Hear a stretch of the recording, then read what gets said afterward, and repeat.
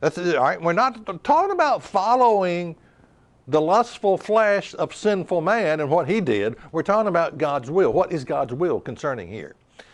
Qualifications for elders.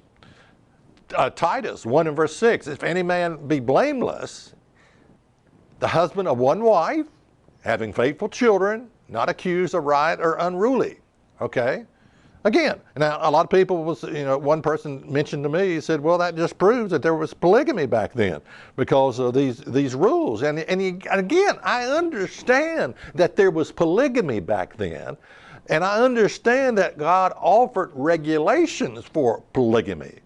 But this scripture, if you're going to serve and please God, now maybe you're not concerned about serving and pleasing God. Maybe that's just not an issue in your Christian life. You just rather follow the lustful desires of mankind. That we see example after example of divorce and polygamy in the Bible. Maybe that's what you want to follow. But if you want to serve God, if you want to please God, you're going to have to be the husband of one wife. Okay? 1 Timothy 3 and verse 2, a bishop then must be blameless, the husband of one wife, vigilant, sober, of good behavior, given to hospitality, apt to teach. 1 Timothy 3 and verse 12, let the deacons be the husband of one wife, ruling their children and their own house well.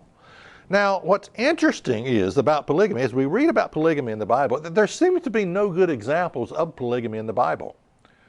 I mean, we already read about what Solomon did and all the women that he had, and he allowed his wives to turn his heart away from God, all right, which was a great tragedy. Another tragedy was Abraham and Sarah and Hagar. Okay? You remember that story? Sarah, God had promised them, I'm going to give you a child. They didn't believe God. They didn't trust his timing. And Sarah says, take my handmaid Hagar and have sex with her. And Abraham probably thought about that for 1 second and said, okay, I'll do it.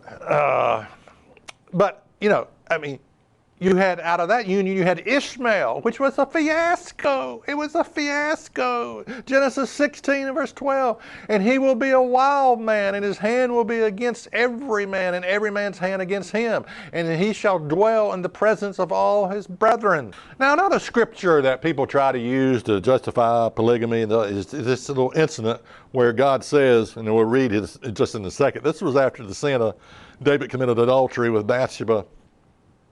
Of course, had her husband killed Uriah the Hittite, had him killed. Terrible sin, terrible sin. But 2 Samuel 12 and verse 8 says, I gave you everything that belonged to your master Saul.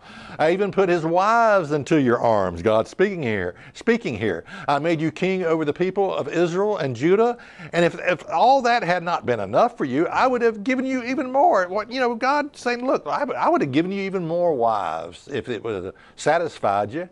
Okay, again, I understand that God had regulations for polygamy. I understand that. But let me ask you a question. I think God is being sarcastic here when he says, look, I'd have given you even more. Would 100 more wives cure David's insatiable lust of the flesh? If I just had 20 more women, 20 more women I can marry, I wouldn't have gone after Bathsheba. Is that what you believe? He would not have committed adultery, okay, if he just had 100 more wives. God is being sarcastic here. He's saying, no, that wouldn't have done a bit of good, okay? You got a heart issue, David. So if you're thinking God offered these regulations for polygamy and divorce with a big smile on his face, you are a delusional person, okay? You're living under a delusion, all right? Check us out on the web at isthatreallyinthebible.com.